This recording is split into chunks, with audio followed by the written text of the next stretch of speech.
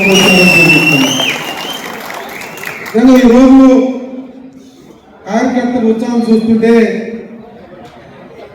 మళ్ళీ జగనన్న నాయకత్వంలో మళ్ళీ వైఎస్ఆర్సీపీ జెండా రెపరెపలాడేలాగా ఉంది.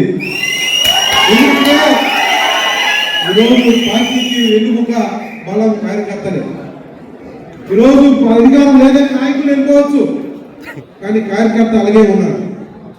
అలాంటి కార్యకర్తలకి నేను ఉన్నాను అని ఈరోజు జగనన్న భరోసా ఇస్తున్నాడు. జగనన్న చెప్పాడంటే చేస్తాడు. జగనన్న 2.0 చూపిస్తానన్నాడు. అందరికి సినిమా చూపిస్తానన్నాడు. ఆ సినిమా ఎలా ఉంటుందో ఆ లోకేష్కి, ఆ చంద్రబాబు నాయుడికి, పవన్ కళ్యాణ్కి అర్థమవుతుంది. అంటే రెడ్ బుక్ మీకే ఉందా? ఈరోజు మా ప్రతి కార్యకర్త కూడా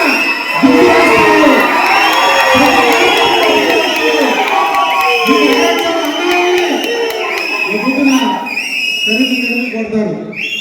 ఏదో మీ తాటాకు చప్పలకి గదిలిపోయేలాగా వైసీపీ నాయకులు కార్యకర్తలు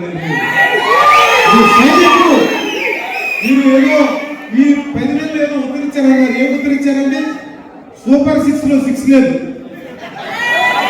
అదేవిధంగా ఈ 10 నెలల్లో మీరు చేసింది ఏంటి? దోపిడీ, ఇసుక దోపిడీ, మద్యం దోపిడీ, మట్టి దోపిడీ, ల్యాండ్ సెటిల్మెంట్, ఇది మీ దోపిడీ. వీటికి చంద్రబాబు నాయుడు మరి ఆ నాయకులకి, కార్యకర్తలకి లైసెన్సులు ఇచ్చారు. మళ్ళీ జన్మభూమి లాంటివి వచ్చినాయి. ఆ రోజు ప్రజలకి నేరుగా పథకాలు అందేది. ఎవరు నడుపుకుంటే వచ్చాయి. ఈరోజు ప్రజలే ఈ దౌర్భాగ్యమైన ప్రభుత్వాన్ని ఎందుకు ఎన్నుకున్నామని ప్రజలే చెప్పులతో వాళ్ళు చెప్పాలని కొట్టుకునే పరిస్థితి ఈరోజు వచ్చింది. ఇలాంటి ప్రభుత్వం కావాలా, ఇలాంటి ప్రభుత్వం ఉండాలా అని ఈరోజు ప్రజలందరూ కూడా మరి తిట్టుకునే పరిస్థితి వచ్చింది. అందుకే నాయకులు, కార్యకర్తలు ఈ 10 నెలల్లో మీరందరూ కూడా వెలిగిపోతున్నారు.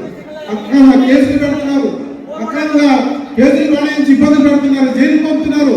ఇవన్నీ కూడా వాళ్ళకి పాపం చుట్టుకుంటుంది. రేపు అన్నది మనదే. మన రోజులు వస్తాయి, మన రోజులు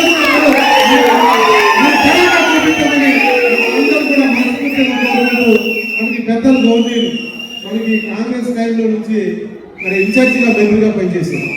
సీనియర్ నాయకులు, అనుభవం ఉన్న వ్యక్తి ఈరోజు మన 2 జిల్లాలకి కోఆర్డినేటర్గా వచ్చారు. తప్పకుండా ప్రతి కార్యకర్త కూడా కష్టపడ ప్రతి కార్యక్రమం గుర్తింపిస్తారు. ఆయన గుర్తు పెట్టుకుంటారు. మన 2 జిల్లాల్లో కూడా మళ్ళీ జెండా ఎగరేసే విధంగా ఆయన నాయకత్వం మనందరం కూడా పనిచేసి